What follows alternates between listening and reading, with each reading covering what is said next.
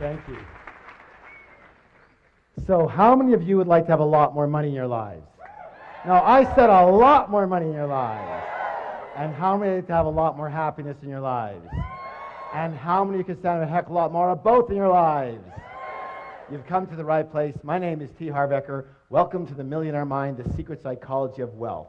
The first thing I want to do is I want to acknowledge you for being here. There's a saying that says 80% of success is just what? Who can tell me? Showing up. So since I can't reach you all, I need you to do me a little favor. Simply reach around, pat both your neighbors on the back and go, congratulations for being here.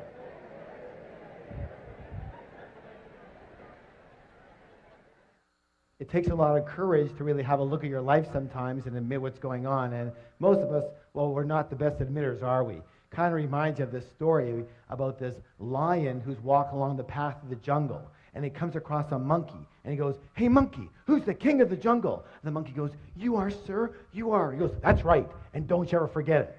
Keeps walking along the path, and he comes across a snake. And he goes, hey, snake, who's the king of the jungle? The snake goes, you are, sir, you are. He goes, that's right, and don't you ever forget it. Keeps walking along the path, comes across a great big elephant. He goes, hey, elephant, who's the king of the jungle? The elephant just keeps walking. He goes, hey, elephant, who's the king of the jungle? The elephant just ignores him. The lion gets really mad, swipes the elephant on the butt, draws blood. The elephant gets angry, picks up the lion with his trunk, throws him around, fires him on the ground, stomps on his head, picks him up, throws him around, fires him on the ground, stomps on his head, picks him up, throws him against a tree, and the battered and bloody lion just lying there. Hey, you don't have to get mad just because you don't know the right answer. And you might as well laugh now because it don't get any better, okay?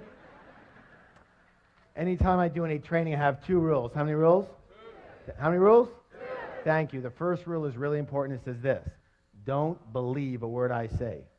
Now, in all sincerity, why would I suggest that? That's right. Whose experience can I come from? Thank you. Just my experience. It doesn't make it right. It doesn't make it wrong. It doesn't make it true. And it doesn't make it false. It just makes it my experience. All I can let you know, however, is that the information and principles you're about to learn here tonight totally transformed my life and has now transformed the lives of literally thousands and thousands and thousands of other people. Is it okay if I tell you just a little bit about myself? Thank you. I guess my claim to fame is that I owned at least a dozen different businesses before I hit the age of 30. Included in one of those businesses was opening one of the first retail fitness stores in all of North America.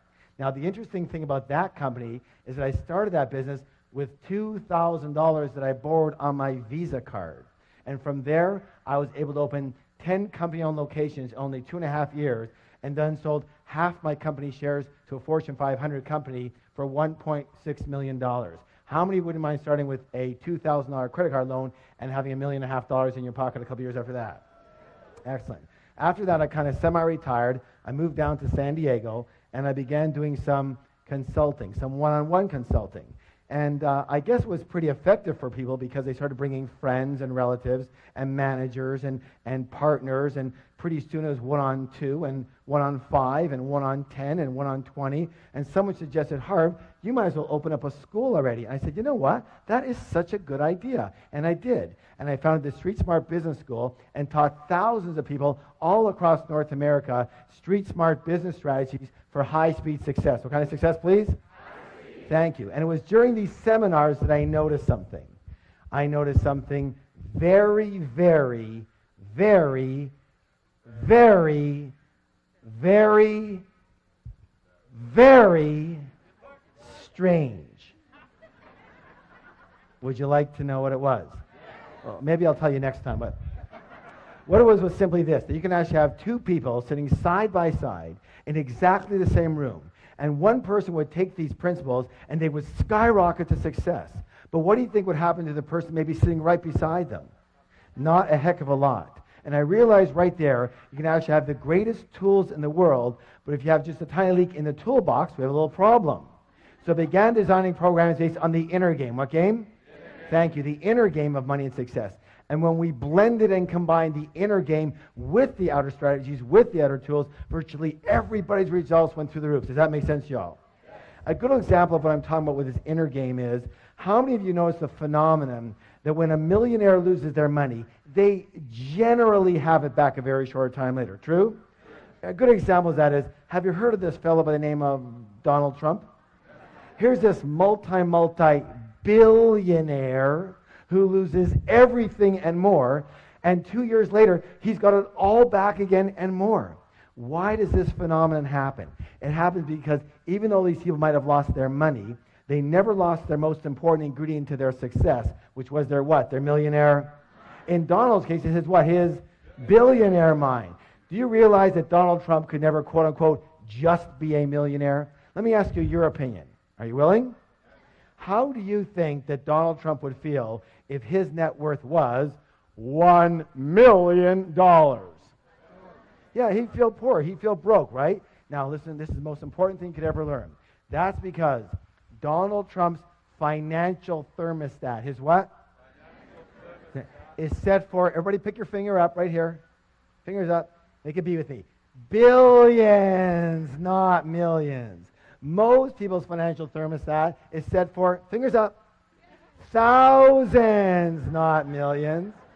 Some people's financial thermostat is set for, fingers up, hundreds, not even thousands. And some people's financial thermostat is set for, thumbs up, below zero. They're freezing and they don't know why. Which brings us to the psychology of wealth. It's very important to realize that we live in a world of duality. A world of what? Thank you. Help me out here. In and out. Give me some examples. Black and white, hot and cold, back and forth, left and right, up and down. Excellent. Excellent. Take right and left. Is it possible to have a left side without a right side? Left of what? You see, they're a comparison. So just as there are outer laws to money, therefore there must be what? Excellent. You know, the fact is that most people do not reach their full potential. Most people are not successful. 80% of individuals will never become financially free in the way they would like to be financially free. And 80% of individuals will never claim to be truly, truly happy. And there's a reason. Would you like to know the reason? The reason is very simple. That most people are a little on the unconscious side. They live only on a very superficial level of life, only based in the visible world, only based in what they can see. Now, a good example I'm talking about here is we're going to call this the tree of life. Tree of what? Life. Excellent. And on this tree grows what? Fir. Who said fir? Fruits. What's the word? Fruits. So we take a look at the fruits of our life, which are our results, right? And we don't like them. They're too small. They don't taste good. There's not enough of them, right? Well, what do we tend to do? Don't we tend to focus more and more of our energy and focus on those fruits, on those results? Yes? Except for one thing that we forgot. What is it that created those particular fruits? It's what? It's those roots that create those fruits. It's what's under the ground that creates what's above the ground. It's what's invisible that creates what's visible. True or true? Is that sometimes or all the time? Let me ask you a question. Is this the way it is in nature or not? Yes. Are you a part of nature? Yes. Then it may be the case that it might be the same with us, yes? Yes. All right, very good. So, the most important thing that I think people need to realize that they just don't seem to get taught anywhere is that we don't live in only one realm alone. We live in at least 4 different worlds at once. We live in the mental world. What world? The mental world. We live in the emotional world. What world? We live in the spiritual world. What world? And absolutely we live in the physical material world. And what most people never get is that your physical material world, your results, what actually happens to you is nothing more than a printout of the other 3 areas. These are the fruits, but these are the roots that cause those fruits. This is your result, but these are your causes. Does that make sense? Yes? This is what's above the ground, but this is what's below the ground. This is what's visible, but this is what's invisible that causes what's visible. So, it boils down to this, that money in the real world, the real stuff, money, the physical reality, is nothing more than a result. It's a what? Result. Money is a result. Wealth is a result. Health is a result. Illness is a result. Your weight is a... We live in a world of cause and E.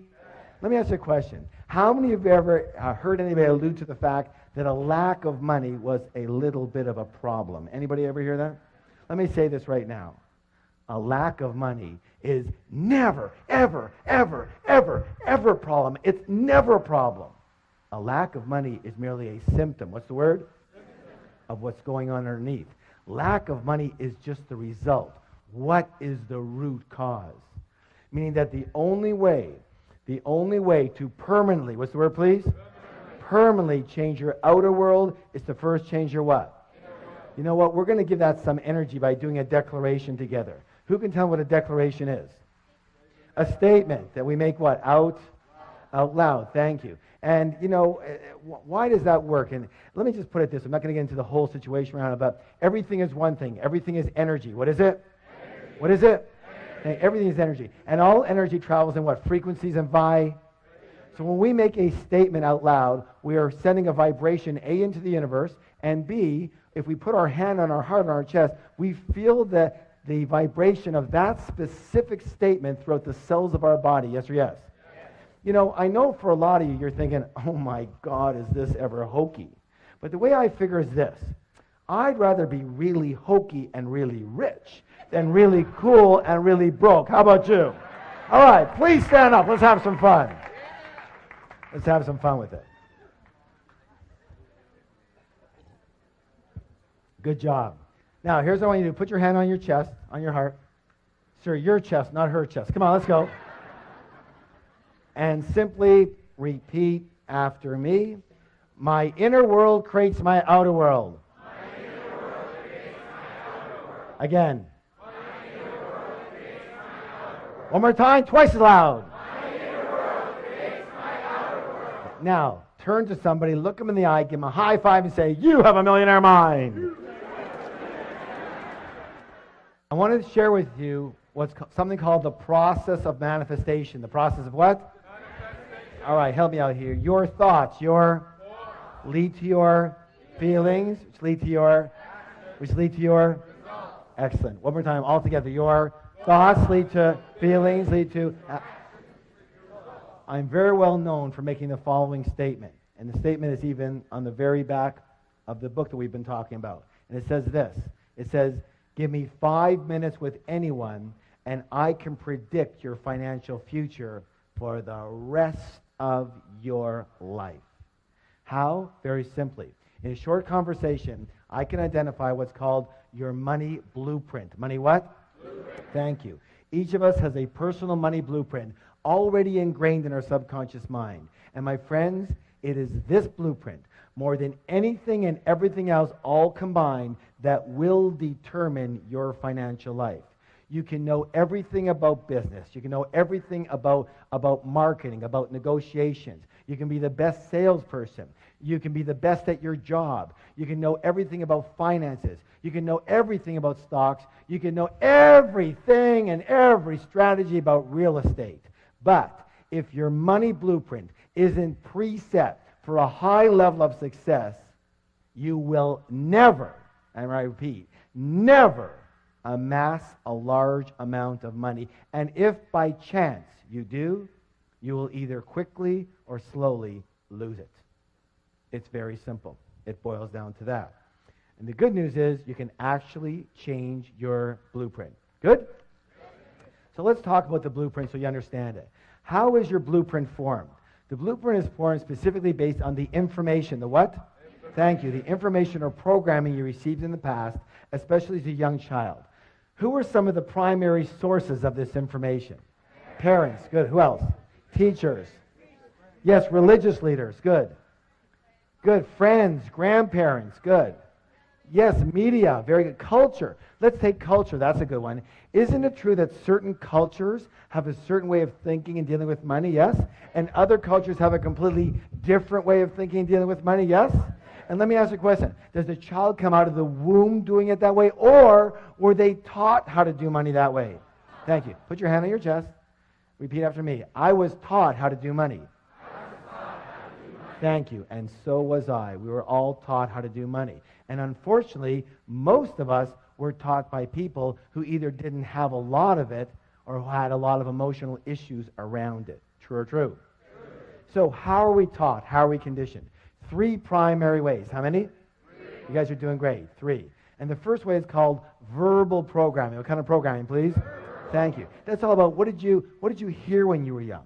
The second one's called modeling. What's it called? Modeling. That's all about what did you see when you were young. And the third one's called specific incidents. Specific what? That's all about what did you experience around money, wealth, and rich people when you were young. Now, let's talk a little bit about verbal programming. Let me hear some of the phrases that you heard about money, wealth, success, rich people when you were young. What are some of the ones that you heard? Yes, money doesn't grow on. Yeah, what? It takes money to. What else? Money doesn't make you happy. Good. Money's the root of all. Okay. We can't. Yeah. There's never rich people are greedy, criminals, crooks. Wonderful. That's perfect. That's perfect. Yeah. You can't take it with you, right? Spoken like a true spender. All right. Do you want to hear my father's favorite? Anytime I asked him for anything, he'd growl at me and go, "Hey, what am I, made of money?" I used to joke around with him. I go, "I wish. I'll take an arm, a leg. I'll take a baby finger, Dad." He never laughed once. Never once. Let me say this. All, what's the word? All. Each and every statement you heard when you were young, every one of those is lodged in your subconscious mind and part of the blueprint that is running your financial life. Let's talk about the next one, modeling. Here's an interesting one. What were your parents or guardians like in the arena of money when you were growing up? Did one or both of them manage money well, or did they mismanage money? Were they spenders or were they savers? Were they shrewd investors or were they non-investors? Did money come fairly easily in your household, or was it always a struggle? Let me ask you this. Was money a source of joy in your home too? Or was it a source of bitter arguments? Why are we talking about this? Because there's a saying that says this: monkey see monkey, and humans aren't far behind. So generally, we will tend to be exactly like, identical to one or a combination of both of our parents in the arena of money. Unless we're exactly the opposite. Why would someone be the opposite? That's right. It just depends on how angry you were at them or at the situation. You said, "I will never live like this again." Got it? The third way is called specific incidents. Specific what? Specific incidents. Now, the best way to talk about that is with my own life and my own wife. Her name is Rochelle, and when she was 8 years old, she would hear the clanging of the ice cream truck coming down the street, and she would run to her mom and ask her mom for a quarter, and her mom would say, "Sorry, dear, I don't have any money. Go ask Dad. Dad's got all the money." She'd run on over to Dad. She'd go get her quarter. She'd go get her ice cream. She was a happy camper. The next week, she'd hear the clang of the ice cream truck come down the street. She would run to her mom and ask her mom for a quarter, and her mom would say, "Help me out now. Sorry, dear, I don't have any money. Go ask your dad. Dad's got all the..." She'd run on over to Dad. She'd get her quarter. She'd go get her ice cream. She was a happy camper. Question! What did my wife learn about money? Yeah, first of all, that men have all the money. So when we first got married, what do you think she expected of moi? I'll tell you what, it wasn't quarters anymore. Somehow she graduated. What did she learn about women and money? That's right, that women don't have money. Mom, the deity, didn't have any money, doesn't have money. Therefore, the way of being for a good woman to be is not to have any what? Any money. And so whenever she had money, she'd have to what? Get rid of it. And she was darn good at it too. You know, she's very exact. You give her $100, she spent $100. You give her $200, she spent $200. You give her $500, she spent $500. You give her $1,000, she spent $1,000. Then she took one of my programs. She learned all about the art of leverage. I gave her $2,000, she spent $10,000. There was only one thing we ever fought about. Can you guess what it was? Money. And it almost cost us our marriage. And all I can say is thank God that we learned about the material we're talking about now and how to completely recondition each of our own blueprints, and, this is important, create a third blueprint for the relationship. Create a third blueprint for the what? As an umbrella for the relationship. Now, I want you to know something. As many of you know, as many graduates, we have a 3-day Millionaire Mind Intensive program. And one of the things I'm proudest about that program is what we're able to do for people in relationships around money. Because I know what was hurting me more than anything and biggest pain in my life.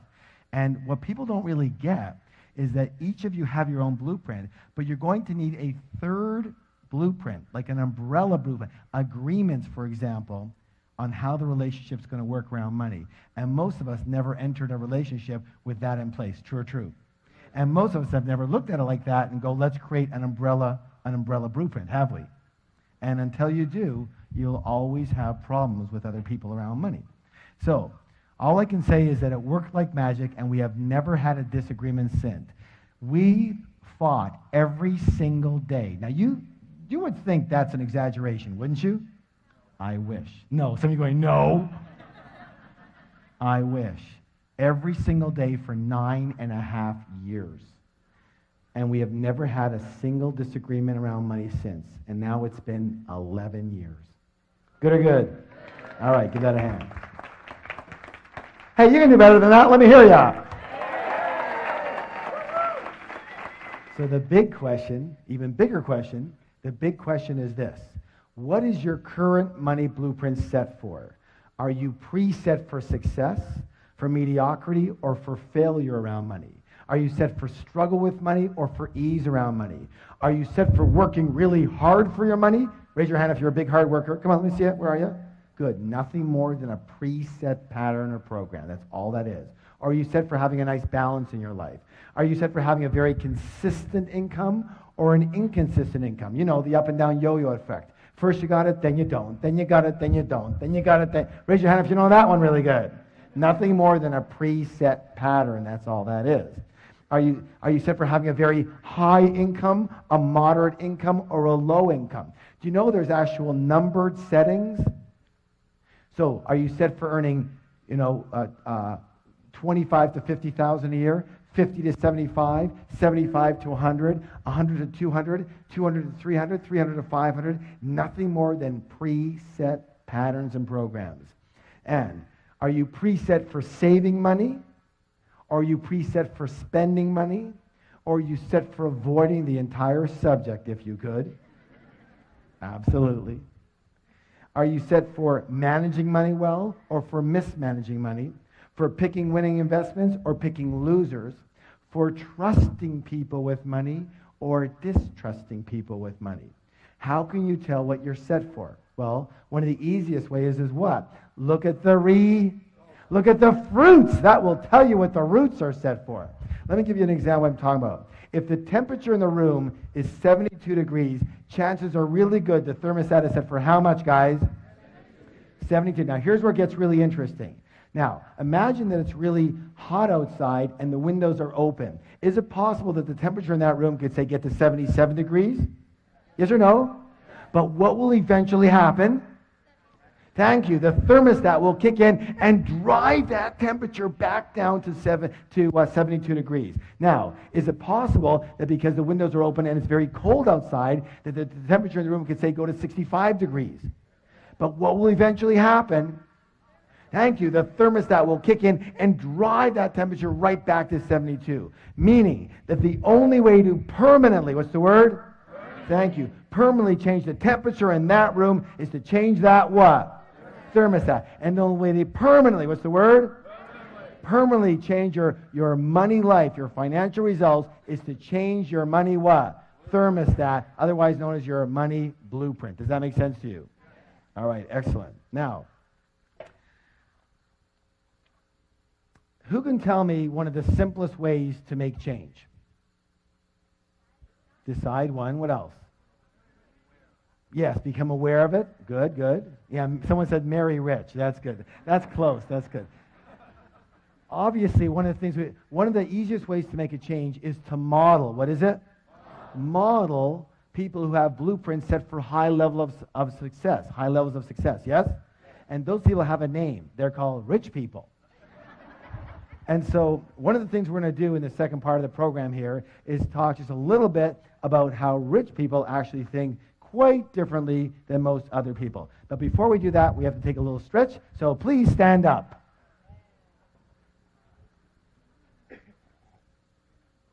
All right. Raising your arms nice and high. I want to hear a big, big groan. Let me hear you. Oh, good job. And this way. Oh, louder.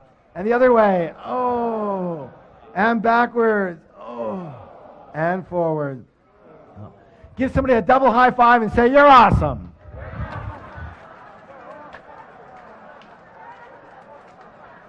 And have a seat. Have a seat. All right, let's get into some of these things that are lots of fun. So, the first way that rich people think quite differently than most poor and middle class people, and when I say poor and middle class, I mean the mentality more than necessarily the result. Of course, it depends on that, yes? All right, so let's go this one. Rich people believe what? I create, one more time, twice as loud. I create my life. And most poor and middle class people, what do they believe? Life happens to me. Life happens to me. If you want to create real wealth, it is imperative to believe that you are at the steering wheel of your life.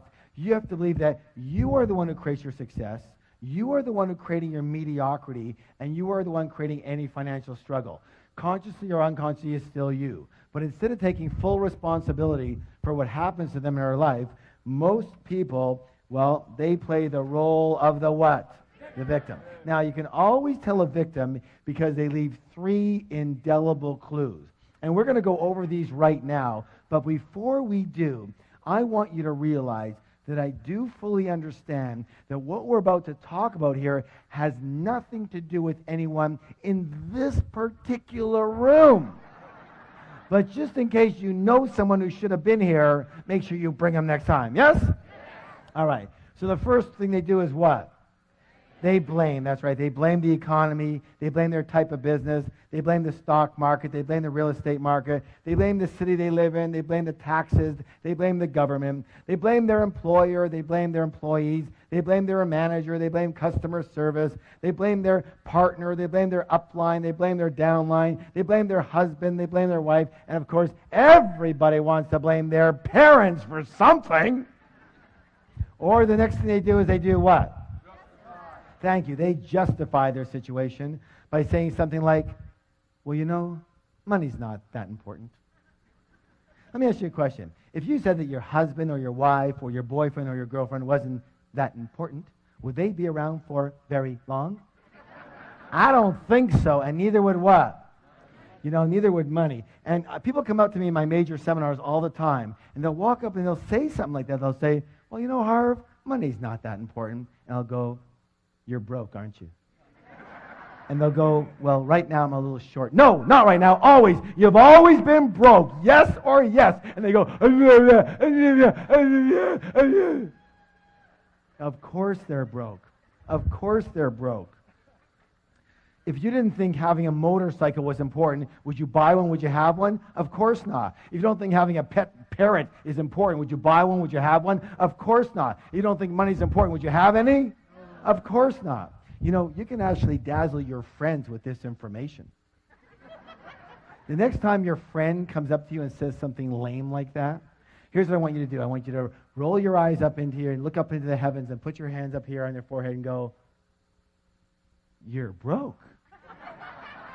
And they're going to go, how did you know? And you're going to go, what else do you want to know? That'll be $50, please, and you'll have a whole new business. Of course they're broke. Let me just say this for the record. Anybody who says money is not important doesn't have any.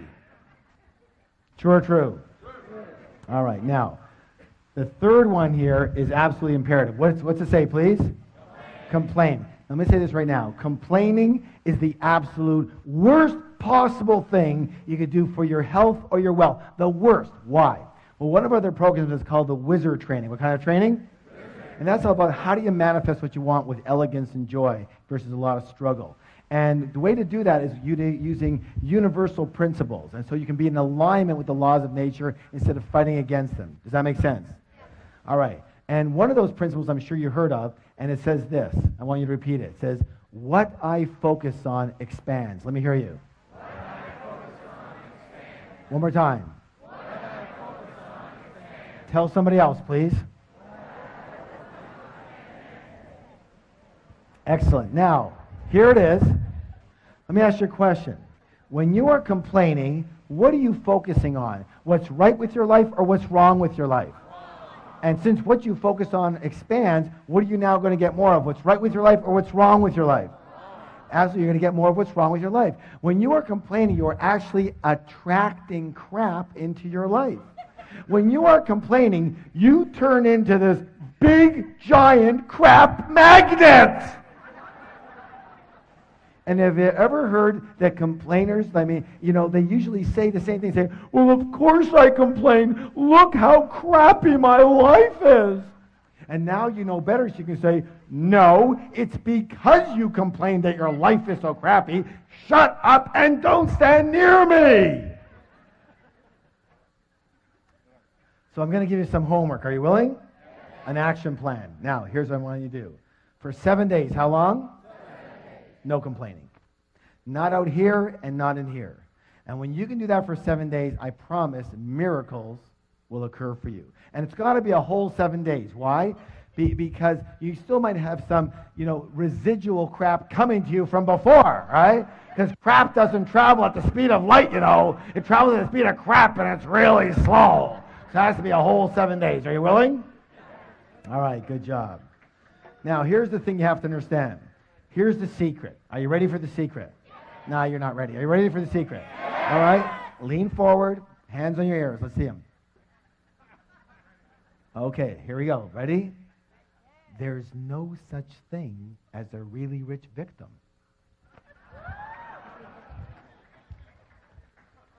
Yet being a victim definitely has its rewards, doesn't it? What's the big reward people get out of being a victim? That's right, they get attention. Is attention important to most people? It's the most important thing to most people. Why? Because when we were infants, we made a mistake, and a big one, almost all of us. And what we did is we equated attention with love for the purposes of survival. But they're not the same at all. Does that make any sense? And because of that mistake, most of us really don't even know about true love. We know about what's called ego love, meaning we love another person for what they do for us versus who they are, having nothing to do with us. And worse than that, we love ourselves for what we do for us. In other words, when we're good, we love ourselves. And when we're bad, we don't love ourselves. True or true? Okay? And that's the biggest problem we have with most people today. And let me say this again, that at the 3-day Million Dollar Mind Intensive, and I know a lot of you have been there, one of the blessings we have is this ability to be able to disconnect those two so that you truly love another person for who they are, which means you can truly love yourself for who you are and accept yourself the way you are right this moment. Good or good? And that's another blessing that we have. And so, as I said, there's no such thing as a really rich victim. So in order to stay a victim and get their attention, these people make darn sure they never get what? Rich. So here's a choice. You have a choice. You can be a victim or you can be rich, but you can't be both. You have to choose. And let me say this right now, and I hate to be so graphic about it, but we came here to learn, yes? Yes. All right. So everybody go like this with your finger. Put it over here. Watch. Every time you blame or justify or complain, you are slitting your financial throat and your happiness throat as well. And people, well, if they want to be around you, there's something wrong with them too.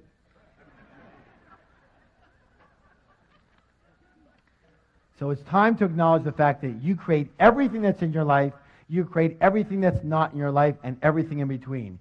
You create your wealth, you create your non-wealth, you created your exact financial situation that you're in right now. Now that's a good thing to know, isn't it? Because if you create it, you can discreate it. And you can create something else. Yes? All right, please stand up for the declaration. Put your hand on your heart. I create the exact level of my financial success. I create the exact level of my financial success. Again. I create the exact level of my financial success. One more time, twice as loud. Turn to somebody, look them in the eye, give them a high five, and say, you have a millionaire mind.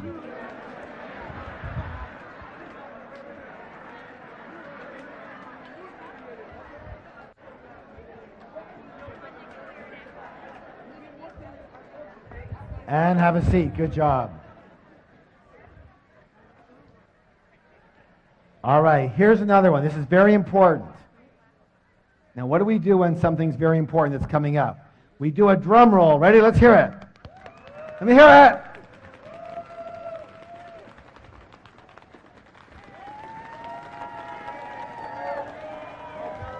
Good job. Rich people play the money game to what? Win. And most poor and old class people play what? Not to lose. Not to lose. Oh my goodness.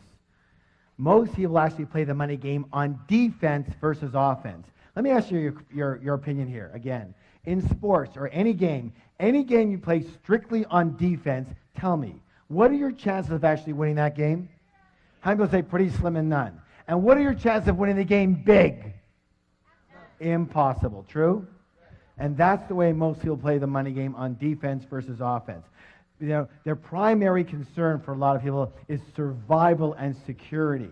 You know, so what is your goal? What's your objective? What's your true intention? For a lot of people, their primary intention is to have enough to pay the bills. I just want enough to pay the bills. On time would be a miracle. Or I just want to get by. Or I just want to earn a decent living. And due to the power of intention, that's exactly what you're going to get, and not a dime more. Some people know this quite well, yes? Or you have middle-class people, and middle-class people, what's their big intention? They just want to be what? Comfortable. You know, it's so important to them, we're going to write it 2 times. So, there's comfortable, and then there's this word. What's this word? And we all know comfortable leads to rich, yes? Yes? Yeah, and that's not my experience. Let me say this right now, just for the record, in my experience. Comfortable and rich are planets apart. Planets apart. What you need to do and who you have to be comfortable is a whole different world than who you have to be and what you have to do to get rich. Is that clear at all? Is that really clear? I hope you get it. Because I would say that's one of the number one issues with most people sitting in the room right now. Your goal is to be comfortable. Let me say this right now. If your goal is to be comfortable, you will never get rich. Never. On the other hand, if your goal is to get rich, you're going to end up mighty comfortable. So here's the thought. If you shoot for the stars, you're at least going to hit the moon. Most people don't even shoot for the ceiling in their house, and they wonder what the problem is. All right, here's what I want you to do. Another action. Are you willing to take the actions? All right, practice. Practice makes permanent. So, tonight when you get home, tomorrow morning, I want you, either yourself or with your team, to create a strategy. Create a what? Strategy. To help 10 times the number of people you're helping right now. Whatever business you're in, whatever job situation you're in, I want you to help 10 times as many people. Who can tell me why? Exactly, because that's how you get paid. One of the things we do in our programs is we have certain definitions. And the definition we use of a business person or even in a job is, listen closely, a person who solves problems for people at a profit or for pay. Say that with me. A person who solves problems for people for profit or for pay. Good or good? So what's your job? This is what? Solve problems. And you get paid accordingly. Meaning that if you go out there to make money, what do? But if you go out there to solve problems, and if you go out there to solve 10 times the problems you're solving now, there's a good chance you're going to get how much more money? 10 times. Does that make sense? Because that's what delivering value is all about. It's about solving. Let me put it this way. If you're not solving a problem, I guarantee you're not getting paid. People say, well, Harv, how do I make more money? Wrong question. The better question is, how do I help more people? How do I help 10 times the people? And that's going to take a little strategy. And for a lot of you, it's going to take a little more leverage, a little more systemizing, a little more being based on results versus time. Does that make any sense? Yes or yes? All right, good job. So, please stand up for the declaration. Good exercise, yes. Hands on your heart. My goal is to become a multi-millionaire and more. Let me hear you. Again. Again. And nothing less will do. Give me a high five and say, you have a millionaire mind. Question. In the last one, why did I ask you to add on and nothing less will do? Listen closely. This could be the most important words you hear all night. Are you ready? What you settle for is what you get. I'm going to say it again. What you settle for is what you get. If you look at your life right now, the results of your life is exactly what you've settled for. You understand what I'm saying? People walk into a job situation or a business. They walk into a job and they're in a job interview and the interviewer says, "Well, what's your salary expectations?" And they go, $250,000 a year. And the guy goes, "What? This job pays $30,000. Really? So find me another job that pays me $250,000. See, if you are only willing to do what it takes to earn $250,000 a year, that's all you'll accept. And you will keep on hunting and searching and creating the strategy until you get there. But if you are willing to take $30,000 and be comfortable and get by, that's it. You're done. Does that make any sense at all? What you settle for is what you get. Say, what I settle for is what I get. Tell somebody else, please. Good job.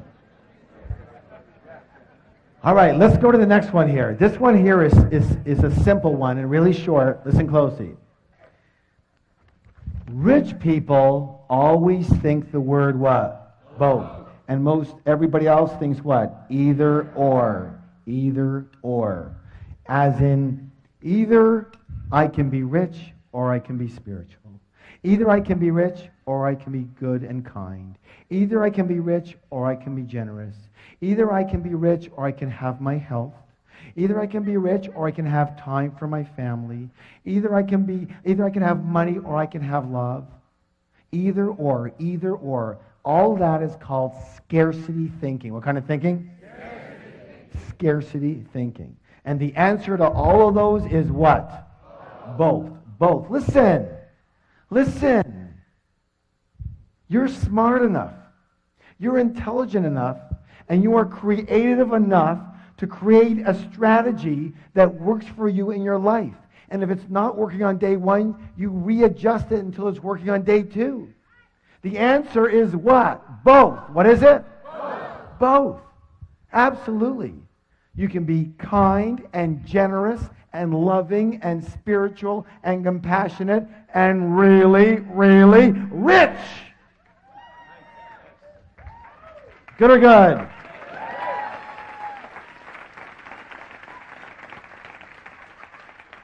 Let me ask you a question. How many of you ever heard the saying, you can't have your cake and eat it too?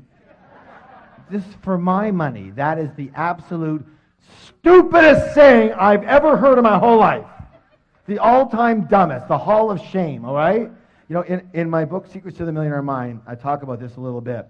And we give a lot of what's called wealth principles in the book. I want to read you this one.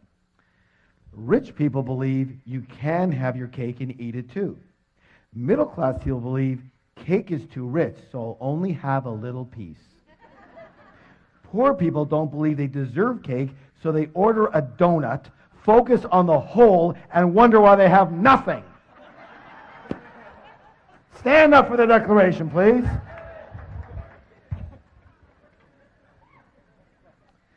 It goes like this. I can be kind, generous, and loving and still be really, really rich.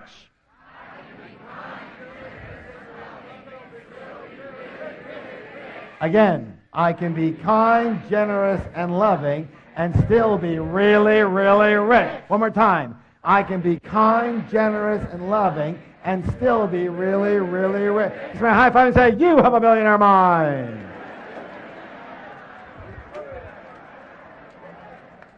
All right, good job, guys. Excellent work. This one here is such an insidious one. It's like something in the back of most people's mind, but they never will say it out loud. And it's one of the biggest blockers of all the blockages of wealth. Are you ready? Yes. Rich and successful people admire and model. What's the two words? Admire. Other rich and successful people. And what do most everybody else do? They resent the heck out of them, yes or yes? Most poor and middle class people often look at other people's success with resentment or jealousy or envy, or they snip, they're so lucky, or they whisper naughty things under their breath. You have to realize something so simple, that if you view rich people as bad in any way, shape, or form, and you want to be a good person, then you can never be rich. You can never be rich. You can never be rich. So you have to practice. Say, I have to practice. So instead of resenting rich people, I want you to practice admiring rich people. I want you to practice blessing rich people. I want you to practice loving rich people. That way you unconsciously know that when you get rich, other people will what? They'll admire and bless and love you instead of resent the heck out of you. Much better for creating wealth. Yes or yes? Yes. You know, I want to share with you a philosophy that completely transformed my life. Are you willing to hear it? Yes. It's from the Huna philosophy. Where does Huna come from? Hawaii, thank you. And it simply says this. Bless that which you want. Say it with me. Bless that which you want. Bless that which you want. So what that means is this. If you see somebody with a beautiful home, bless that home and bless that person. If you see somebody with a beautiful car, bless that car and bless that person. If you see somebody with a beautiful family, bless that family and bless that person. If you see somebody with a beautiful, wonderful business, bless that business, bless that person. Why? Because anything that you negate, you can never have. Never. Does that make any sense? And you got to watch it. It's so quick, isn't it? It's so quick to do a little tinge of resentment, to negate them. And meanwhile, you know you can't have it after that. So, I have a little practice for you on this one. Next time you see somebody coming out of a limousine, I mean, someone who's got some money, obviously. Not some party kids with 48 people in the limo. Prom night! No, you know what I'm talking about. I want you to walk over to that person coming out of that limousine. I want you to shake their hand. And I want you to say, thank you.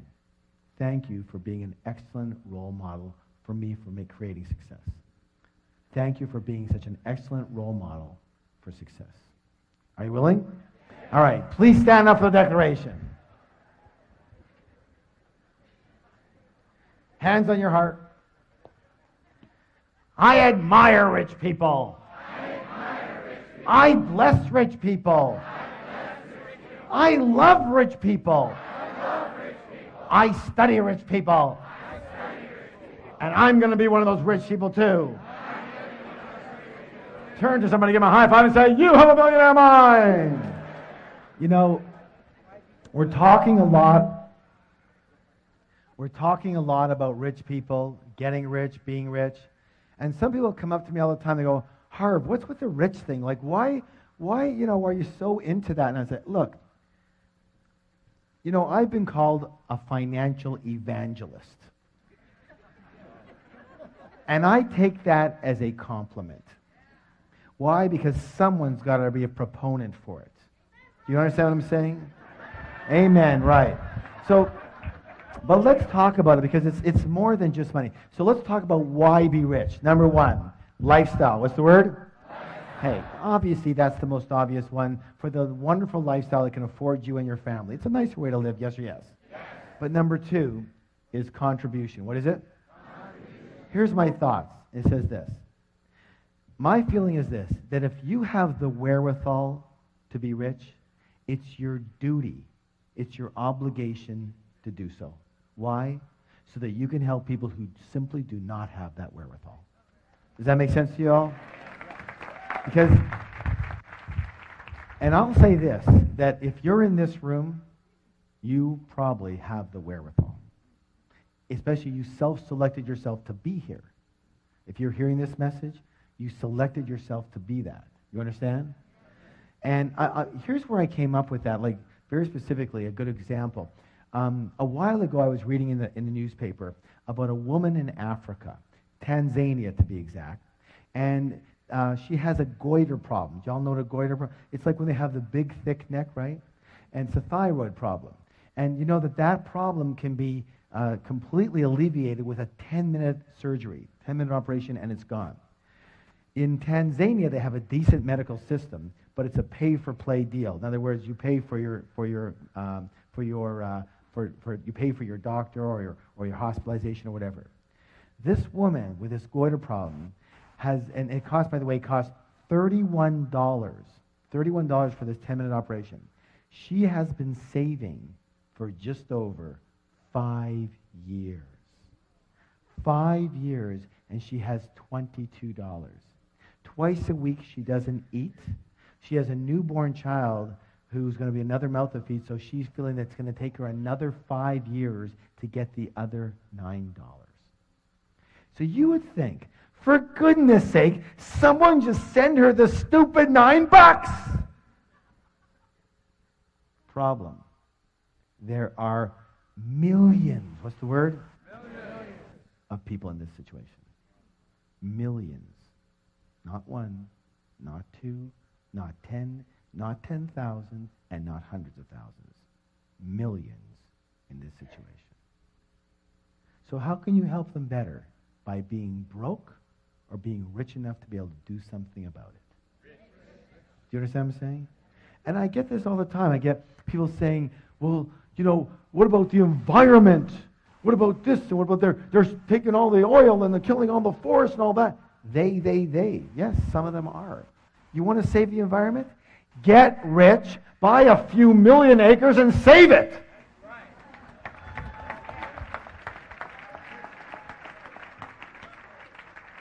You're going to have some power and control over your land. Do you understand what I'm saying? Yes or no? Yes. Take responsibility is what I want to say on that. Okay, this one over here, one more here. This is critical. The third reason is for what? Who you have to become in order to create wealth. In other words, who do you have to be in character, in virtue, in traits? How big do you have to be to get rich versus, being broke? And there's certain characteristics that it takes to be incredibly successful. Because what creates success? And isn't it one of the things being one of the best in your field? Yes or no? Yes, yes or no? Yes. Absolutely.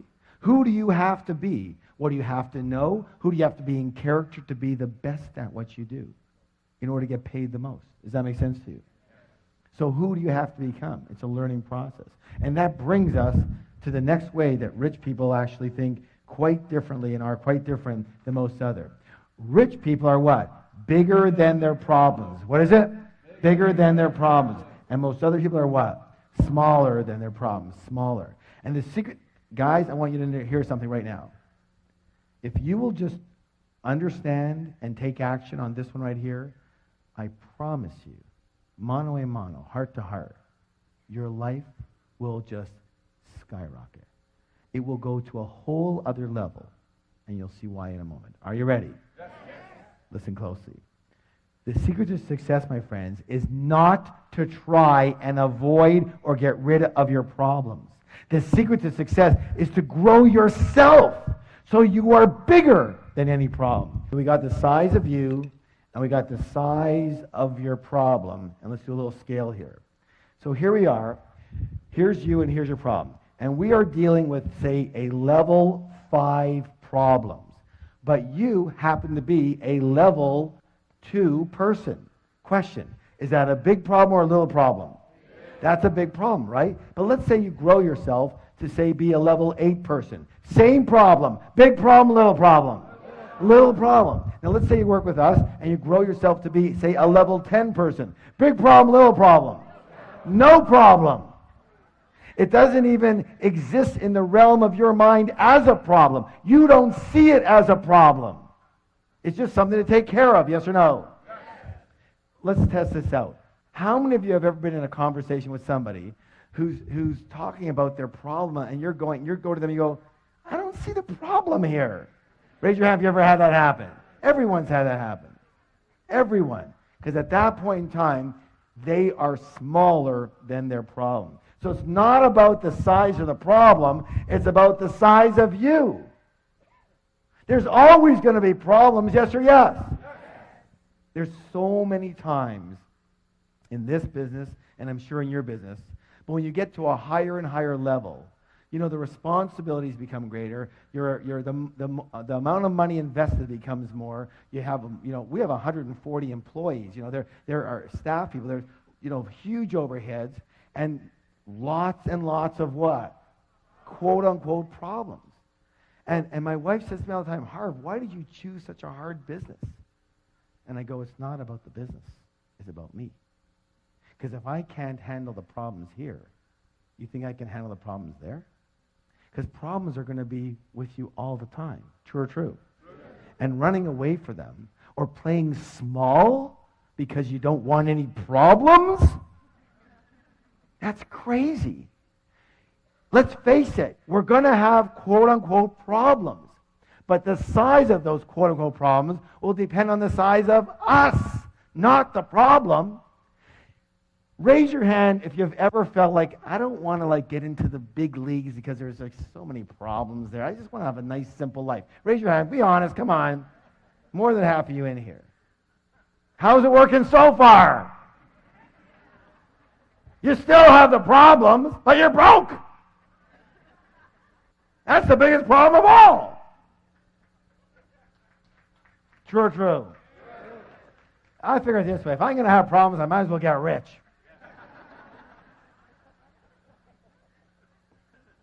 All right.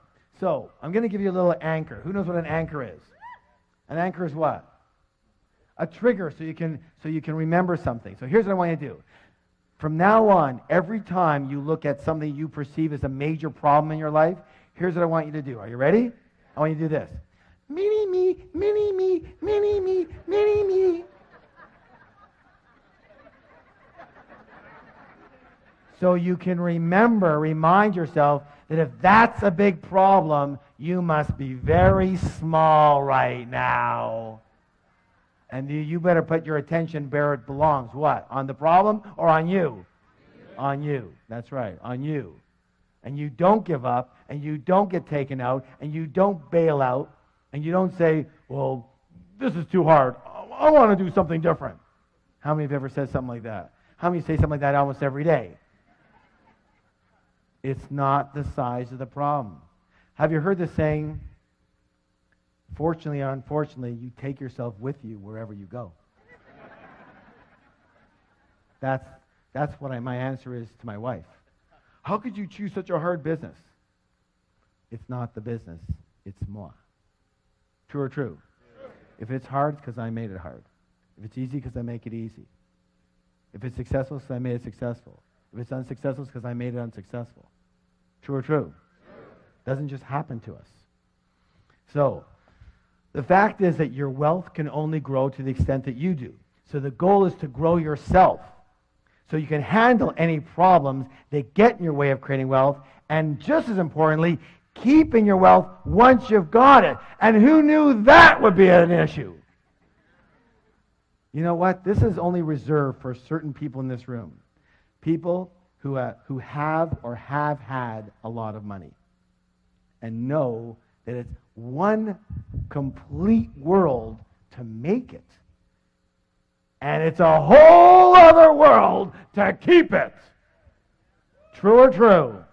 That is a whole other world. And again, it's not about the it. It's about you. It's about you.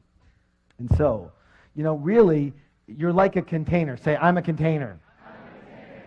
And if the container is small, but the money is big, what has to happen? That's right, the money goes. The money goes. Do y'all understand that? Let me say this again. If you, the container, is small, but somehow the money is big, what has to happen? It doesn't fit. It has to go somewhere else. True or true? So you have to grow yourself so you become a big, big container so you can attract and hold money. And one of the things we do in our programs is we focus on not only growing yourself as a container, but consistently growing yourself. Because if you want raise your hand if you want your money to consistently grow. Remember, your money can only grow to the extent that you do. So if you want your money to grow, who has to grow? I do. Now you got it. Now you got it. Now you've got the root. You have to keep up with the money. Let me put it another way. Your money has kept up with you. I'll say it again. Your money has kept up with you. If your money's here, it's because you're here. Does that make any sense? If your money's here, it's because you're here. If you're here and your money's here, it's going to have to meet you. It'll always grow to the extent that you do, and always come down to the extent that you are. Raise your hand if you've ever heard stories about people who are doing really well and then they messed up in their relationships, messed up with habits or with drugs or alcohol, and what happened to their money? Always comes down to meet them. No? Yes? Your money is at the same level you are, my friends. And that's not a derogatory thing. That's to make sure you start to focus your attention where you need to. Personally, I always looked outside of myself. Once I do this marketing thing, and once I understand this real estate, and once I do this, and once I... But it wasn't about any of those things. It was about the size of me. Was I able to attract and hold and grow the money? True or true? I hope you get it. Now, so, like I said, you must grow yourself to be a big container so you can attract and hold big wealth. And here's the beautiful thing about it. If you are a big container, if you are a big person, and your intention is to have wealth, a lot of money, but right now you don't have it, guess what has to happen? What has to happen? The money has to come. Why? Because it's a universal principle. And the universal principle says that the universe abhors a vacuum and will rush in to fill any space that's created for it. And if you're a big container, but you only have a little money right now, the money has to come if that's your intention. True or true? True. It reminds you. Good. That's good news, isn't it? You keep working on you. You're on the right track. You're on the right track here. My favorite plant is the Chinese bamboo plant, along with that line. Why? Because this is a very interesting plant in that you plant the seeds and you look after the first year, there's nothing there. And you look in the second year, and there's nothing there. And you look in the third year, and there's nothing there. You say, forget it. Somehow the seeds didn't take hold. I've got no tree here. In the fourth year, there's nothing there. But in the fifth year, all of a sudden you see a little sprout. And then listen to this. In 6 weeks, how long? 6 weeks. That plant can grow to 90 feet. 90 feet in 6 weeks. How could that be possible? Because what was it doing for 5 whole years? Growing its roots, like you guys, growing its roots, so that when it does pop, it can withstand that incredible growth. What would happen if it didn't grow those roots so deep and thick? The first big wind that comes, it's gone. How many people know people that that's happened to? Because the roots weren't dug deep enough. Do you understand? Give someone a high five and say, you're on the right track.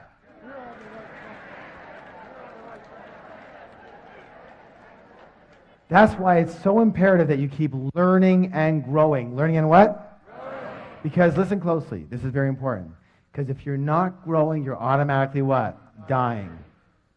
I'm going to say it again. If you're not growing, you're what? Dying. If you're not sure that that's a scientific fact. I'm not a scientist, but ask any scientist, and any person who's involved in physics. Raise your hand if you have a plant or flower at home. If your plant's not growing, what's it doing? It's dying. Any living organism, same with us. And that's why I have a message for all you guys and all you gals who are a little, say, semi-retired or retired or a little older and going, there's nothing left to do. Just kind of play around, and that's okay. But guess what? You're going down. You're going down. If you're not growing, you're what? Dying. That's why being comfortable sucks. That's why it sucks. Because you can't stay comfortable. You can't stay stagnant. You're either going up or down. It's a dynamic universe. Yes or yes? Yes. So forget comfortable. You keep on growing. Well, I don't want to kill myself. What does that mean? I don't want to kill myself. What do you think? To grow, you have to kill yourself? No, being comfortable and stagnant, that kills you. It's not these either-or stuff, these words I don't want to kill myself. I'm never going to have time for anything. Well, why don't you create time for things you want to do and create time for business and create time for your family?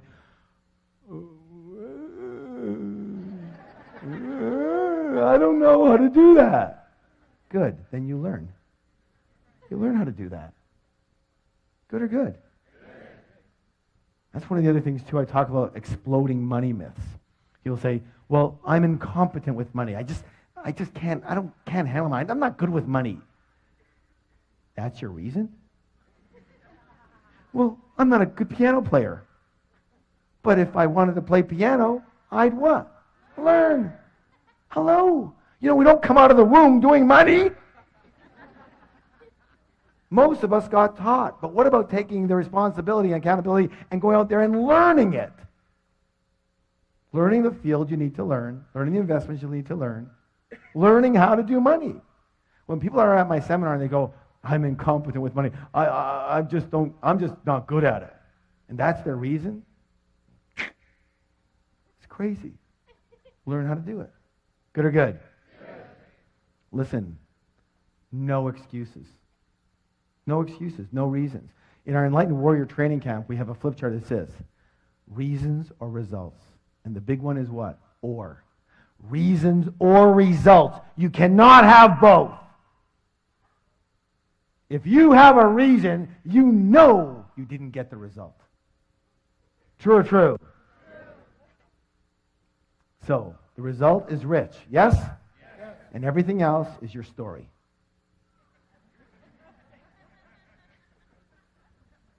It's just not the right time now. Thanks for sharing. That's great. You're broke.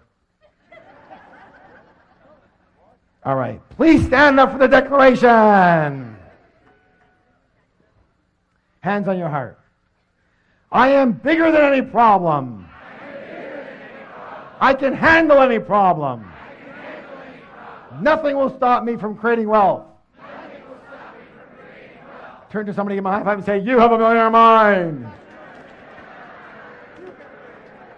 All right, this one is really, really important. Recall the process of manifestation. Say it with me. Your thoughts lead to your feelings, lead to actions, lead to results. Which one is the highlighted one? Action. How many people agree to succeed in the real world, you have to take what? Action. Let's see if that's true. Why is that? Thoughts and feelings, are they part of the inner world or part of the outer world? Inner world, thank you. Results, part of the inner world or part of the outer world? Outer world. And therefore, action becomes the what? The bridge between the inner world and the outer world. Do you understand? So, you can think all you want about wealth and success. You can meditate. Listen, I've meditated for 25 years. But I've never been meditating there and had a bag of money drop on my head. I'm one of these unfortunate souls that actually has to do something in the real world to get any of the stuff. A lot of people are very kind and generous and wonderful, well-intentioned people. They just don't do anything. Or they don't do anything at a high enough level or take enough massive action to get anything done. They just talk about it, they think about it, they meditate it, but nothing actually happens in the physical world. And if you want physical money, you'll need to transfer into the physical realm from the mental, emotional, spiritual sides. And the way to transfer from those three invisible to the visible, from under the ground to above the ground, into the physical realm is through the process of action. True or true? That's why action is absolutely critical. Now, if that's true, what prevents us from taking the action we know we need to be taking? Fear, thank you. How many people agree that fear and doubt and worry are among our greatest obstacles, not only to success, but to happiness as well? Excellent. And therefore, one of the biggest differences between rich people and most other people is that rich people are willing to do this. What's it say? One of the other programs we teach is called the Enlightened Warrior Training. And it says that the true warrior can tame the cobra of fear. What's the key word? Tame. It doesn't say kill the cobra. It doesn't say get rid of the cobra. It doesn't say run away from the cobra. It says what? Tame the cobra of fear. Let me say this right now. My friends, listen closely. Listen closely. Are you listening? Yes. It is not necessary to try and get rid of fear in order to succeed. Rich and successful people have fear. Rich and successful people have doubts. Rich and successful people have worries. They just don't let those feelings stop them and take them out. Unsuccessful people have exactly the same feelings, but they let those feelings stop them, paralyze them into thinking, oh my God, what will happen out of this? And they're done. True or true? True. A lot of people believe that rich people don't have fear. That's ridiculous. Ridiculous. So, how many people agree we're creatures of habit? Yes? And therefore the secret is to practice. What's the word? Practice acting in spite of fear. Practice acting in spite of doubt. Practice acting in spite of worry. Practice acting in spite of inconvenience. Inconvenience. If your life is about convenience, you'll never be rich. Let me say this right now. It's not always convenient to do what it takes to get rich. And practice acting in spite of discomfort. It's the same thing, as I said earlier. I'm going to challenge you right now, as I do with all of my students. Are you willing? Are you willing? Yes. I want you to find uncomfortable situations and move into them. I want you to look for uncomfortable situations and get involved in them. And when something becomes uncomfortable for you, that's when you go into it. You understand that? Why? Because, let me ask you a question. We talked about it earlier. When you're comfortable, you're in what zone? You're in your what? Your comfort zone. And in your comfort zone, are you growing or dying? You're going down. So you've got to get uncomfortable. Until you're uncomfortable, you're not growing. Are you willing? So the only time you're growing is when you're uncomfortable. Say, the only time I'm growing is when I'm uncomfortable. Pat someone in the back and go, you're growing, man, you're growing. You can always tell rich people, you can always tell middle-class people, you can almost always tell broke people by the actions they're willing to take and not take. How much comfort or convenience runs their life. You know, one of the things we talk about is that at the end of our programs, usually we talk about the 3-day Millionaire Mind Intensive. And very often someone will stand up and say something like, they'll say, well, you know, it's not being held in the city that we're in right now. And I'd have to like take a flight and fly for 4 hours and, get a hotel and this and that. And it's just so inconvenient. And I have 2 words. You're broke. You're broke. You have to be broke. If a 4-hour drive or a 4-hour flight or a 4-day flight is going to stop you from doing whatever it takes you have to do to succeed, then what else will stop you? Here's the easy answer. Anything. Anything will stop you. Why? Because you are a person that will be stopped. Now, you choose. Either you are a person that will be stopped or you are a person that will not be stopped. One or the other. And here's the thing. You have to train yourself to not be stopped. It's a practice. You have to train yourself to not be stopped. Because it's easy to be stopped. And most of us were unstoppable at one point, and then day 2 of our lives happened. And we got taught. We got what? To stop. For our safety. Supposedly. But we generalized it to everything. True or true? Look, you can throw my philosophy right out, but here's my philosophy. If it isn't going to kill you physically, do it.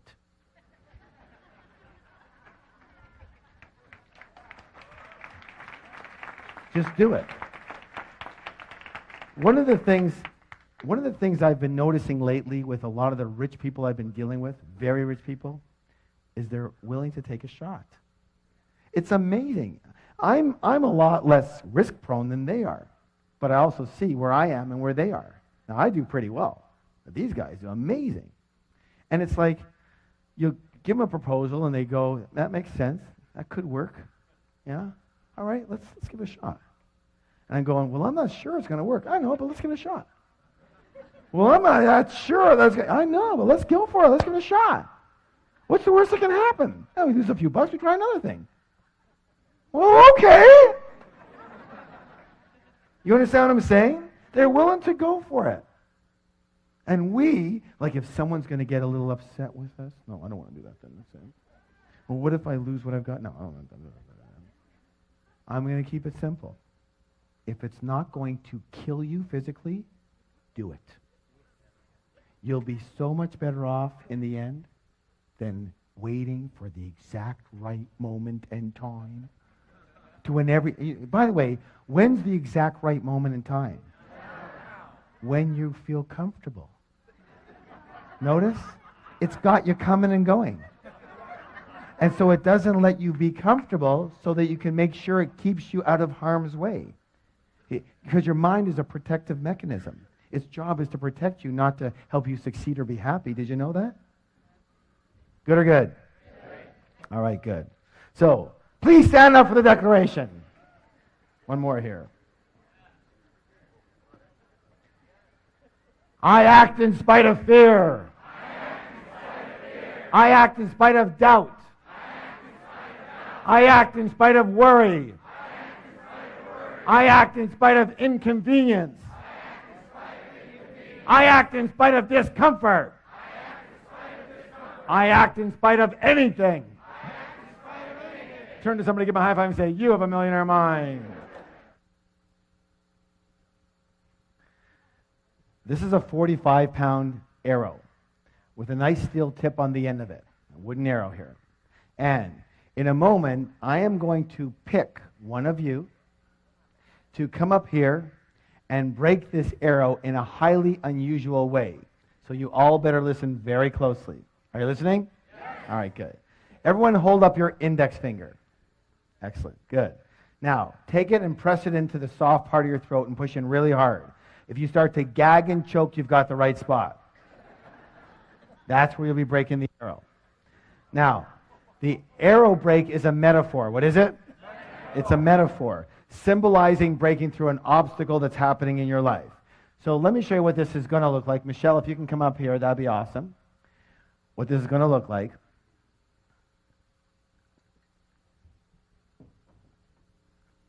Just hold on to that for a second here. All right. So what's going to happen in a moment, just bring your hand up here for a second. What's going to happen in a moment with this person is going to be coming up here. They're going to put the back of the arrow into the glove and the steel tip point into their throat like that, okay? And then when they're ready, or if they're not ready, they're going to walk into the arrow and hopefully break the arrow before it impales them. What? Hopefully. Hey, we have a very good track record. We're up to like 65% now. That's a passing grade, you know. All right. Now, a few rules. Rule number 1. When you're up here, you absolutely must keep your mouth closed when you're doing this. Who can tell me why? That's right, splinters. And by the way, we didn't always know that. Rule number 2. You're going to be covering your eyes with goggles, okay? There's another set over here for you. And rule number 3, walk directly into the arrow, straight on. Do not twist to the side. Because if you twist to the side, what can happen is it can get caught in this artery right here and pull the artery right out, and it looks really funny when you have this artery sticking out of your neck like this, and you can't even go to the doctor. Like, what are you going to say? It's like, what happened? You don't want to know, okay? So you're not going to believe it. All right. So here's how this is going to work. I'm going to show you how this works. And here's the deal. The 4th rule is massive support. What kind of support? Massive. What kind of support? Massive. That means we're all on one team, yes? So when this person breaks this, I want everybody to give them a massive standing ovation, right? Yes. All right, good. Now, that's when the person comes here. Let's talk a little bit about, let me show you how this is going to work, all right? So I'll do a little demonstration for you. So here's the deal. If I break the arrow, if I break the arrow tonight, I want massive round of applause. Yes? If the arrow happens to break through me tonight, I want someone to pick up the phone, turn it on, and call 911. Yes? All right, are you ready? All right. Things are sharper than they used to be. No wonder I don't do this anymore.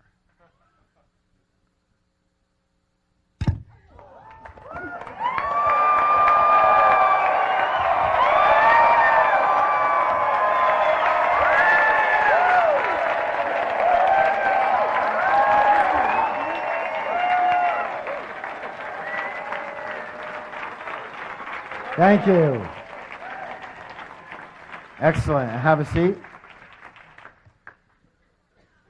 Oh my gosh, look what I found. A steel arrow.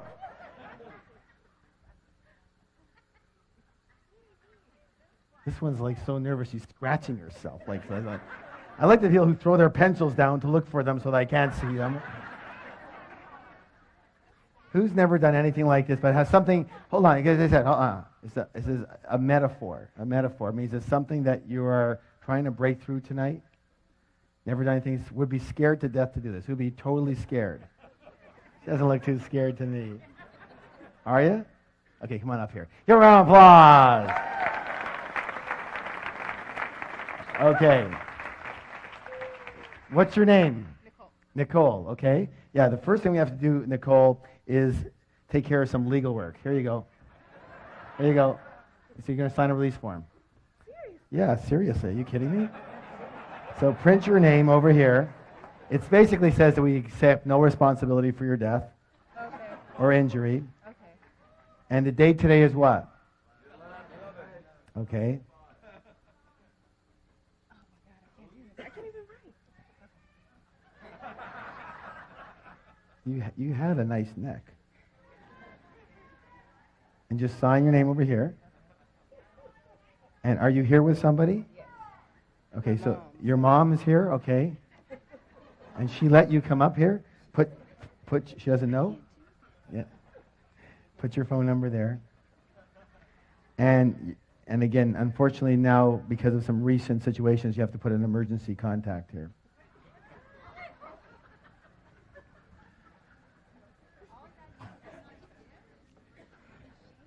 Now, remember what we said about support, right? Okay. Now, here's the deal. Okay, you're doing great. Perfect. Good. Now, hold on to this. And here's how this is going to work. Just wait for a second here.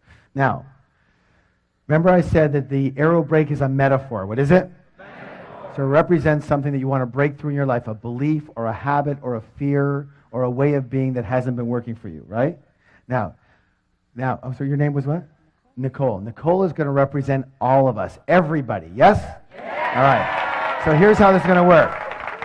So she's breaking for you right now. This is what we're going to frame this. She's breaking for you right now, And so I want everybody to close their eyes. Everybody looking at this, watching it, hearing it, close your eyes. And I want you to determine what is it that you want this arrow break to mean for you. What does it represent? What does it symbolize you breaking through in your life? What specific fear or doubt or concern or belief or habit or way of being or situation does it mean you breaking through as a metaphor in your life? And come up with one. And the same with you, Nicole.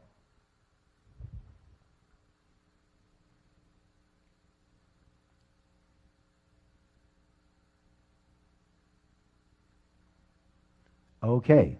Please open your eyes. And let's hear from Nicole. What was it here for you? Just limiting beliefs about being. So limited, be as specific as possible. What is it specifically? Basically that men have the money and women don't. Excellent. So what she said, can I share it? Yeah. That men have the money and women don't. And that's a belief that a lot of people carry, yes? Yeah. Men carry that too. That's why they handle money in certain ways. True or true? And many, many women grew up with that belief, yes? It's very hard to break that belief, but we're going to break it right now. So here's the belief that men have the money and women don't. Got it? Now, unfortunately, we're going to have to turn this around this way. All right, put that on your eyes. And don't go until I tell you to. Michelle's going to be holding for you. All right. And so what I'd like you to do is, Nicole, stand over here. That's it. Move right this way. Come towards her a bit this way. Okay, good. Now, come on closer over here. Okay, now don't go until I ask you to. And then put 1 foot forward, 1 foot back a bit. That's it. You're going to be walking straight in when I tell you to go. And keep your shoulders square, okay? Now, don't go yet. How does that feel? How does it feel? Is it comfortable or uncomfortable? Uncomfortable. Very uncomfortable. Good. You ain't felt nothing yet. Wait till that thing goes in. Okay, hold on. Here's the deal. Here's it. See, are you sure it's in the right place? You're a perfectionist? No. Yeah, you are, aren't you? Yeah, it's got to be perfect, right? No, it's not. But that doesn't matter. Here's the deal. Whatever your mind is telling you right now, just let your mind chatter. It's okay. But don't believe it. Because you saw me do it. It's doable. And if anybody can do it, you can do it. Say, I can do it. I can do it. So, this is a steel rod. What's your throat? Steel rod. What is it? This is a toothpick. What's this? Toothpick. So in a moment, you're just going to look at Michelle. You're going to go give her a hug. You're going to forget this even exists. You're just going to walk right into it and don't even think about it. You guys ready? Yeah. Ready, go. Hard! Yeah!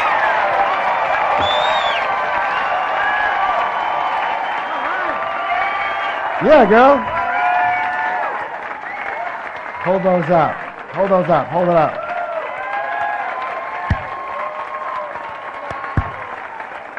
Way to go. Now, stay here for a second. Stay here for a second. Okay, that. Now, okay, go ahead. Now, question. Was that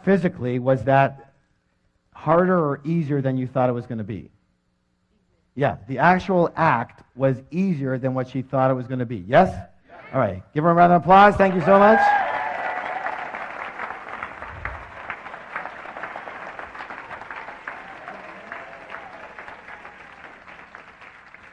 Let me talk about your mind right now.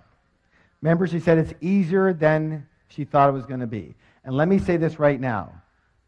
I'm going to guarantee that 99.999% of all the things you think that you can't do, that are going to be way too hard, too many problems, are easier than you think they're going to be. Raise your hand if that's ever happened for you. Where your mind has made something up to be, oh my God, and then when you did it, it was like, what was the big deal about? True or true? Let's talk about that. Let's listen closely. Your mind is the greatest soap opera scriptwriter in history. It makes up incredible stories, usually based in dramas and disasters, of things that never happened and things that never will. Mark Twain said it best. He said, I've had thousands and thousands of problems in my life, most of which never actually happened. It's very important. One of the most important things you can ever understand, is that you are not your mind. Say, I'm not my mind. You are much bigger and greater than just your mind. Your mind is a part of you, like your hand is a part of you. Your hand isn't you, but it's a part of you. You wouldn't introduce yourself as your hand, would you? Hi, I'm my hand. What if you had a hand that was much like your mind? It was scattered all over the place.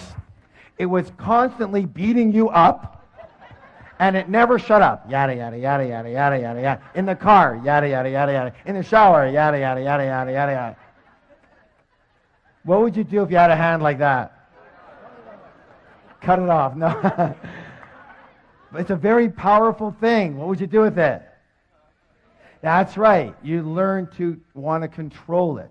You learn to train it. You learn to manage it. True or true?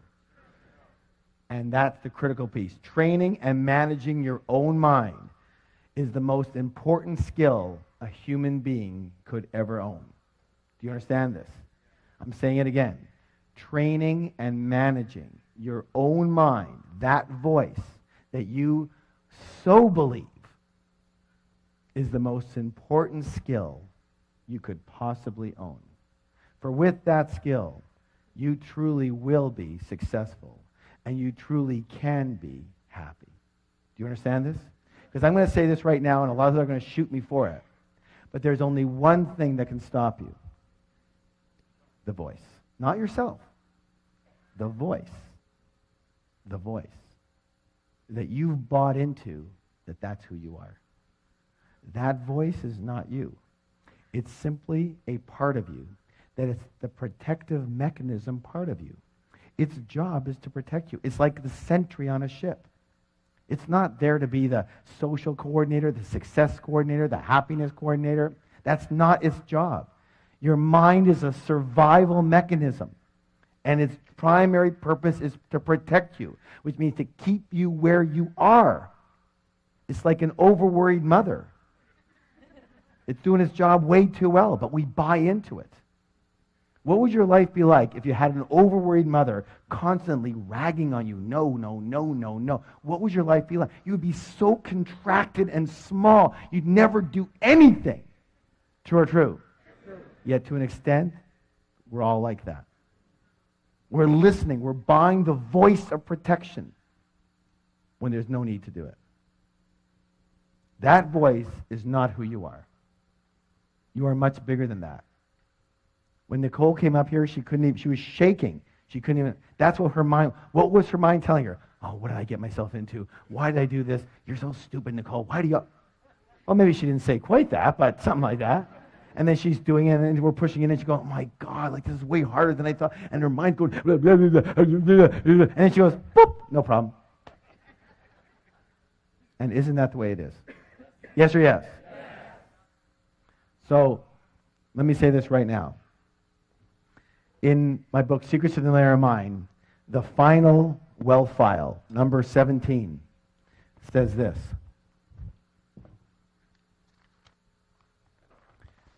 Rich people are willing to what? Learn and grow. And most poor and middle-class people think they what? Already know. They already know. Let me say this right now. I'm going to complete with one of my famous sayings. And the saying is this. You can learn to do anything. You can learn to succeed. Every master was once a disaster. I'll say it again. Say it with me. Every master was once a disaster. Everybody who's great at something today was once terrible at it. So it doesn't matter where you're starting from. You understand what I'm saying? Everybody starts somewhere. Some start here, some start here, some start over there. Everyone's got some type of ailments, handicaps, problems. Even if you don't have a problem, your mind will tell you you do. I had a woman the other day come up to me and say, I don't know what it is. It's just, I get to a certain level and there's always a situation that comes up. Something always happens and it screws me up. What is it? I said, if you look in the mirror, you'll find it. It is so easy to determine people's obstacles because there's only one of them right there. The voice in your head that stops you, tells you no, gives you doubt, and suffocates your life. And my blessing and my promise to you is if you challenge that voice and stop believing everything it tells you and just go for it anyways, in spite of fear, in spite of it chattering, you will soar to a level you have never experienced before in your life. So how many of you realize that your mind is a very powerful force? It can work for you or it can work what? Against you. The rule is really simple. If you are earning less than $50,000 a year and you want to earn $100,000 or more, you're going to have to change your money blueprint. Money what? Blueprint. If you're earning $100,000, you want to earn $200,000, you have to change your money what? Blueprint. If you want to go from $200,000 to $500,000, you have to change your money what? Blueprint. If you're earning good money but you're not managing it well, you have to change your money what? Blueprint. If your income is inconsistent, you have to change your money what? Blueprint. Excellent, good. If you work way too hard and you want to be able to earn as much money or more with more balance, you have to change your money what? Blueprint. If your investments aren't zooming, you have to change your money what? If your business isn't booming, that's a result. You have to change your money what? If you have money and you want to make sure you keep it and you grow it, you have to change your money what? Excellent. And unfortunately, your current money blueprint will tend to stay with you for the rest of your life unless you identify it and you change it. And that's exactly what we do in an extraordinary 3-day program called the Millionaire Mind Intensive. It's changed the lives of thousands and thousands and thousands of people all over the world. And if it's okay with you, I'd like to tell you just a little bit about it and give you 2 critical principles. Fair enough? All right, listen closely. The first part is called winning the money game. What's it called? There are proven strategies for creating fast financial freedom, and you have to know them. Millionaire Mind Intensive, you're going to learn exactly how rich people play the money game so you can do what? Model exactly what they do. Let me ask you a question. If you had a parent, let's say a father, for example, that when you grew up, your parents were extremely rich. But not only were they rich financially, they were rich emotionally, spiritually, they were kind and loving, and they taught you the ropes of how to do money. How many of you think you could be doing a lot better right now? Exactly. Exactly. And that's what you're going to be able to do. Rich people have a very specific way of playing the money game, and you're going to learn to do exactly what they do. And this includes learning how to create massive amounts of passive income. Raise your hand if you believe passive income is important. Someone tell me why. What's the word? Freedom. Thank you. Freedom. What's the word? Freedom. Without passive income, you can never be what? Free. Now, here's where it gets interesting. This is why almost all the other trainers out there send their students to us. Did you know that just about everyone is programmed not to earn passive income? Not to earn it. Programmed not to earn it. You're not sure? Maybe we should test this out. Let me ask you a question. When you were 12, 13, 14, 15, 16 years old, and you needed money, what did your parents say to you? Did they say, well, then go out there and earn some passive income? Did they say that? What did they do? Go to work. Go get a... And that's exactly what we did. We went to work. And we learned. What's the word? We learned that we work for money. We learned to have money, you must what? Raise your hand if you were taught that. Everybody was taught that. Yeah, and hard, too, for a lot of you. But money comes from work, yes or no? And so that's the dendrite. That's the neurological pathway. That's the path of least resistance in your brain. And it's unnatural and completely unfamiliar and discomfortable for your brain to know passive income. It doesn't work for it.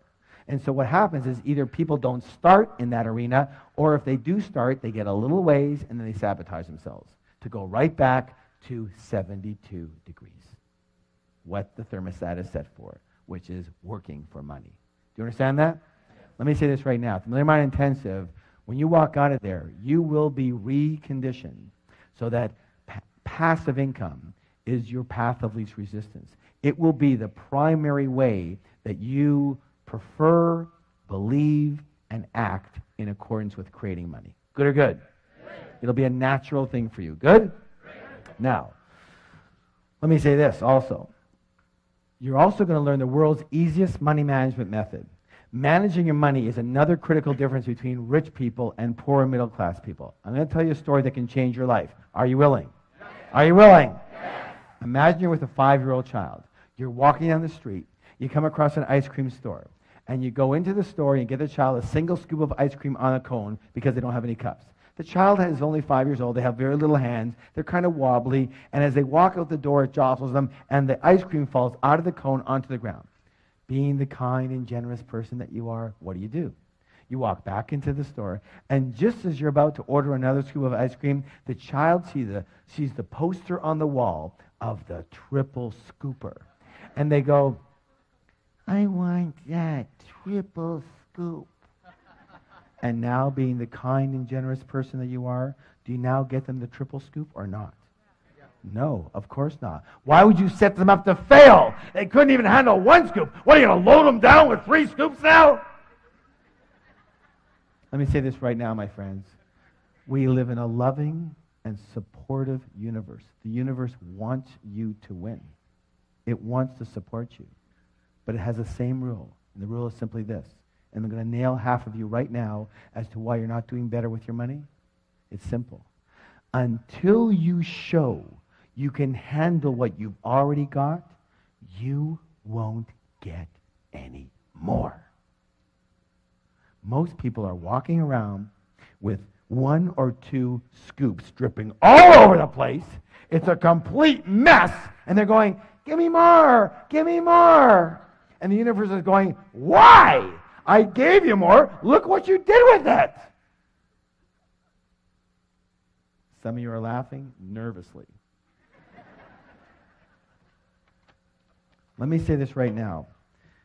You're going to learn the simplest, easiest, most effective way to handle money that you've ever seen in your life. A 5-year-old can do it, and 5-year-olds do it. And when you start handling your money like this, when you simply show whatever you believe in, whatever universal power, whatever yourself, your inner self, whatever you want to show, when you simply show that you can handle what you've already got, even if it's just $1, you watch. And I don't use this word lightly, but you watch as miracles occur for you. Things you could have never dreamed of, things you could have never planned of. They just start happening for you.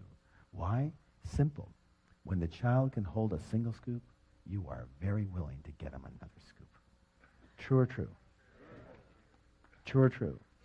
How many of you got a big hit out of that one right there? Okay? You need to start handling your money in a very easy and effective way. Now, in short, you're going to learn a step-by-step method for winning the money game so that you never have to work again unless you choose to. Raise your hand if you'd like to have that choice.